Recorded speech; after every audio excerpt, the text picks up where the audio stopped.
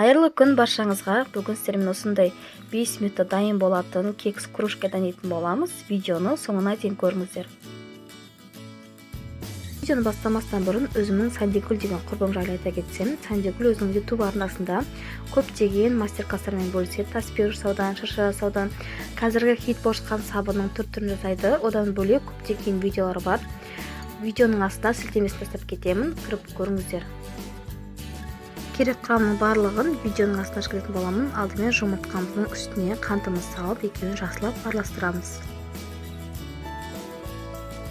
Араластырып болғаннан кейін үстіне сүтімізді құямыз.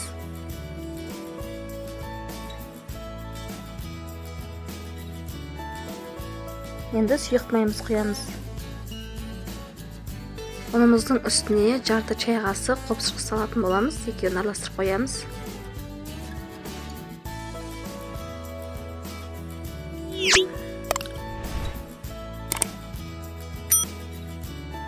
Какао ұнтағын саламыз да араластырамыз.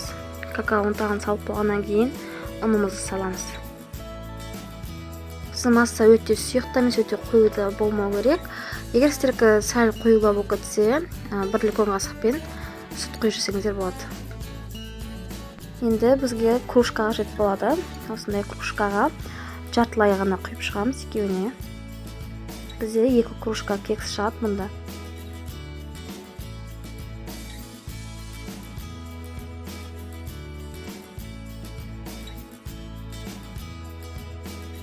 Мен осы бір кружканың орта жағына шоколад салып жібердім. Салмасаңыздар да болады, немесе вареньені де салуға болады орта жағына. Микроволновкаға салып, ең жоғарғысына қойып, 5 минутқа микроволновканы қосып қоямыз.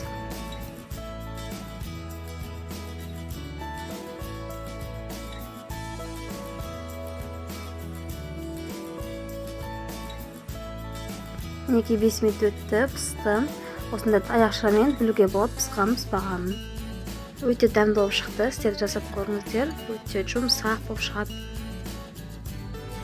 Немесе осындай тарелкаға алып салып қойсаңыздар да болады. Бетіне сгущенка сеуіп, сгущенкамен де жесеңіздер де болады.